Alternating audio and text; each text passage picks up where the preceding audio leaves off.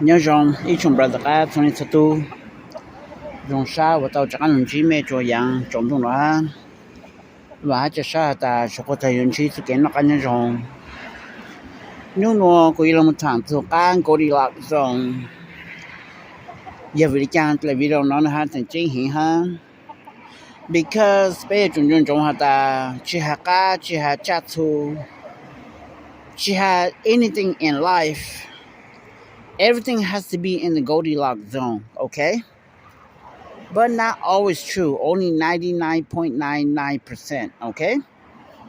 And here's why. Okay? And why it's important. In Goldilocks zone, everything has to be like in between, you know? Like neutral. Like between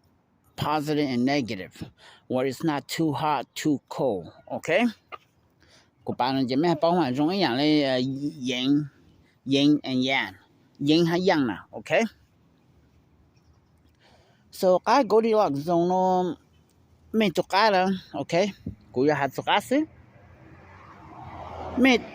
yêu chủ trả hát tu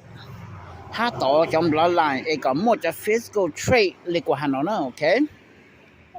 Mà mẹ cha lại dùng một thằng mình cho mình tất cả một tờ sai viên cho một biết cả để cho mình đầu mà mẹ ha more chance chat to match, okay? Here's why. Giờ mình tất cả mình ai không là chỉ chúng ta sang đầu mình tất cả lúc không là chỉ chúng ta sang đầu, okay? That's why. And that's the problem. Okay? And another problem is cho mong sẽ là những sản xuất thằng này nè. Chỉ có tụi cái mình ai thằng lúc thằng là cái sản thằng là tao thằng thằng chỉ bớt cảm到cái gì này, bây giờ ở bên đầu thế này, giờ bớt sẽ bớt nào cái nhớ giờ bớt cảm到cái này, you know? Là cái tụi cái thằng chỉ dùng bớt tụi thằng dùng thao là cái tụi cái mình ai rồi là bớt tụi lúc thằng là bớt tụi nhang rồi là cái tụi xí rồi là cái đầu cái đồng chẳng này, okay? So, I hope your brother may understand how theory, no, okay? So this is something you guys have to look into, okay? So may cho mấy cái chấm lại lại nữa, chỉ mấy chúng trái yêu cái thâu lưu hình, hát thâu mình ai hình nè, hát thâu đầu thang hình, hát thâu chỉ đầu thang, okay? Cho mấy cái mấy cho chấm lại nó lưu chỉ mấy cho mình trả match nhau là lấy dạng là gì phong vậy đó. Cho yi pao chi cho pao je men chan match nyo hin na. That's one of the problems. The second problem is ya ka lu hin na je me not chi tao na. It's very hard to destroy the opponent. Because the bigger the bird is, the harder it to fall. Okay, ha ta ka kai ha yu men ta kan chở ha dong mat la mat toi lu tie lu ta sa me ha not tao ne. Okay? Ha men ta ka mi ai under shang pao ha je mình đồng chẳng thế này, hay mình mong trong kinh luôn này, chỉ mình xem mình lúc sau thế này, alles mình thấy tụi nhà cho các sinh viên đầu không biết nữa, you know, giờ mình mong kinh luôn, còn mình mong công đồng bề chỉ mình tụi nhà cái mình ai xem phỏng để hết giờ, cho mình mong công đồng bề chỉ lại nè, okay, mình sẽ cái mong công đồng bề, giờ chủ lấy xem phỏng chỉ cho gì phỏng chỉ nè, around đó thế nè, okay, that's the problem, and that's why you have to stay in the Goldilocks zone, okay, brother ka. Ai cũng hay nói cả bé bằng hết tờ bé ở bên mai cả bé bao lùm một tu hát to cho cá cả như nhớ cho họ sai Goldilocks zone thâu lulu thăm mình ai nè, okay? What is the right side in the Goldilocks zone? Between 7 pound and 8 pound, okay? Anything under 7 pound and anything over 8 pound is out of the Goldilocks zone, okay? So hopefully you know elaborate by detail cho mấy hàng càng sát của nó, okay? Lời mình cho cái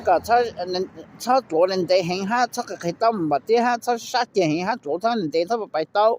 it's gotta be in between, okay? Cho hồi mình cho cái tổ để không hơn là trên chỉ trong ít ha mình cho cái lúc bảo là bài tao thằng bắt thông là chỉ trong ít ha mình cái start kỳ thông là chỉ trong ít sát thông là chỉ trong ít ha cho hồi mình nhảy rằng you know, say rằngแต่ฉันไม่จะกล้าตัวเด็กเขาจะพูดกันตรงไม่ให้แล้วเนี่ย you know 连面个沙头红啦会使养一样的面个沙头红也不是感动咩哈呢 so hopefully 可能以后做是个 open mind okay yes it comes in all shape and size and form and all that but you have to look for the genetic trait or 面到报道面个哈个你到学家是咧就是啦กูจะเนาะเลยสิดูอย่าไม่ยอ3กับมันเนี่ยนะแล้วก็กามมงละกามมงจิจะสิลากูจะเนาะซอสุดๆตูจะ OG master ก็สิละก็บ่ยินเป้าเนาะเข็มบ่ละก็บ่ยินใส่จะก็ดูค่าจะก็ลานี่ก็จังก็ฟังเนาะซออย่าก็อีตัว professional นักกีฬาตามมาบ่จินชาจะก็ลังก็ชอบ่จินชาก็ตูบ่จินชาก็ละก็在ก็สปริงโกเลยนะบ่ชาจะก็ลานี่ก็ไรจังก็ฟังฮะ especially จะ OG bao nhiêu cả bao cả nó xì nó bọn cha cho red do la cho cho thế nào okay rồi là cũng mà trồng nó thế nào mà trồng nó thế nào okay sao mà nó cho brother cả có mấy ha một bao nhiêu tờ ha mấy ha trang chủ mấy ha chỉ sáng ha mấy ha bao the real secret okay nó có mấy nhá in between cái mấy han chat on match nó okay cái tàu you know ha mấy ha到我变到哈这头不这就好些不帮泡门去了不感到咩就好丢去全路哈 you know 做了1 ounce 很个8 ounce 2 ounce under the overseas 不应感到咩了是面就话年浪那么年浪莫考面桥人喏要就嘎抢2 ounce 的帮抢2 ounce 不去感到咩了天年浪不用了 it's either got to be right there on the dot or cannot be less or over than 2 ounce okay chẳng nhớ là cảm động mẹ nó giờ chẳng nhớ là cảm động mẹ ở nhớ là một lưu nữa okay so cuộc sáng hôm khai lên tới hết thằng lên tới cho chụp ra được á còn mấy hạt bóng trà cho physical trait cái đũa thân lên đây you know chế cho sa cho bài tao thao lút đũa cho bài tao cái cho tao sang hình giờ mình trả cho là mấy tao như là cái tao sang hình chế lên chỉ nó cảm động mẹ nè bố xem mình cá thì bố in bao giờ sẽ được cho cá tôm nó chỉ cá tôm thì nè nhỉ cho cá kinh cá đầu rong là chỉ bố in chỉ tự bị là chỉ mấy anh chạm mát nhớ là ok chỉ mấy thắt đỏ cho cá còn muốn một thằng ha còn thắt đỏ còn cho chúng một thằng ha còn nhớ mình chuyển xứ ok cái còn lột sạch mình cho cá là lột ha sẵn đầu ha đó ok chỉ mấy chuyện cho pin nó thằng lê ha một cái rong ha cá kia ha mình cho chỉ mấy cái mà mẹ sẽ不叫上我变到还不叫如几时不感到咩呢 unless the other thing 到不嘛个经个种还不青菜咩呢不么样了也不很到咩是呢 okay 还都写路是呢很到咩是呢 okay so 我上我看了就我就把个 everything in between but one thing that is not true the power okay the more the power the better okay the heavier the bird the better but remember cái cái nhìn nhận có mà tao xí nữa hỏi cái cái xí có mà tao nhìn nhận okay so the heavier the better thì thì cái nhìn nhận chỉ có mà cái xí cho thôi you know hỏi cái xí có mà tao nhận này you know that's the problem so this remember wherever it is in the Goldilocks zone cái Goldilocks zone the power is the main thing that you gotta watch out for and make sure your bird has powerhouse okay một nhà mặt láng nhau trong hồ nào okay giờ này cũng trong bồn nữa okay à giờ chúng mình đâu phải chăng ham mót chăng này cũng trong bồn nữa đấy xem không hay chúng mình cá kinh chăng là cho nó xem okay cũng sáng khai nữa cho mẹ I think là tại sao này chúng mình blog này cũng thằng này nó xem okay cũng thằng cho off topic cũng trong bồn nó cũng giống một chỗ bù nó cũng tao là off liền gì vậy thế này chỗ bù lại đó cho nên chúng mình blog này tờ nữa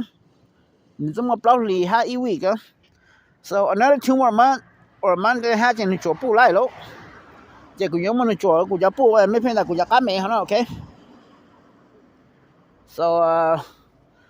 cũng cho nó ăn tiền nó cho mẹ ha okay hãy có để mình chỉ của tụi tank mình của tụi tham phô nó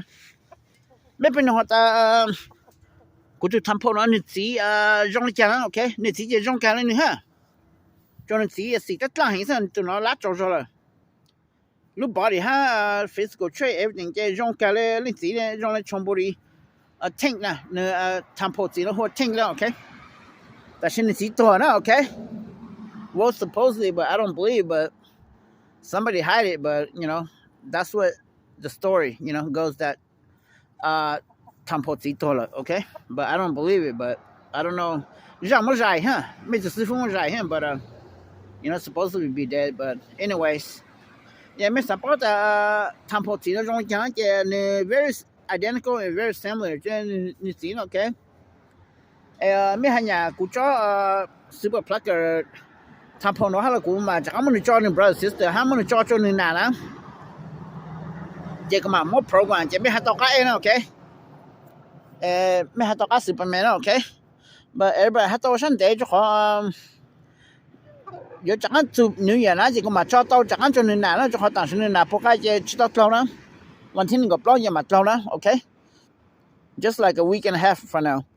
这个嘛人家们找着了嘛就好出门嘛说那这这里做不到了就好你直接叫你 sister 个 contain 呢 so I think 就干了这样你去路行了这样你要你想跑其实就好就是被这干嘛了当然就好 very hot like 100 degree every day during summertime okay so yeah ku salamat day ku tu Tampo no 这么晒真的干狗里了中间กูถางนั้นแต่ซึ่งแค่แบบแค่ตัวการยังให้ฮันนี่รู้อันจะเอาชิวๆนะที่ตัวการมาอยู่ลูกหินเนาะ就กู都不能到了你มาลูกหินนะไม่ใช่你จะเอาชิวๆเลยตัวแคมนะที่กูบอกแต่你มาลูกหินนะกู不能到一day是ก็อยู่ตอนชอตีนdrop ตอนเลยเนี่ยโอเคso กูไทยเนาะจะไม่ใช่อัปเดตกูจะทำพวกตัวการตัวมันชิ跑呢就你有路上就好晒就你好不跑你ตัวมันชิ跑呢 so he still got like another 2 or 3 more months to grow so I think he should reach around 7 or 8 pounds I say the lowest 7 pounds I say the highest 8 pounds but 你只要以跑去Tamposi tank นั่นแหละ okay 就从不来呢 okayกูไทยtank น่ะTampo น่ะจะไม่ใช่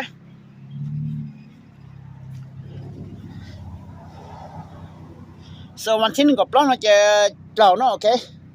like 2 months from now รู้สึกว่ามาได้ time ไม่จะไม่มาบังได้ shipping ตัวกูมาเลยไม่ ship out ตัวไม่ได้ okay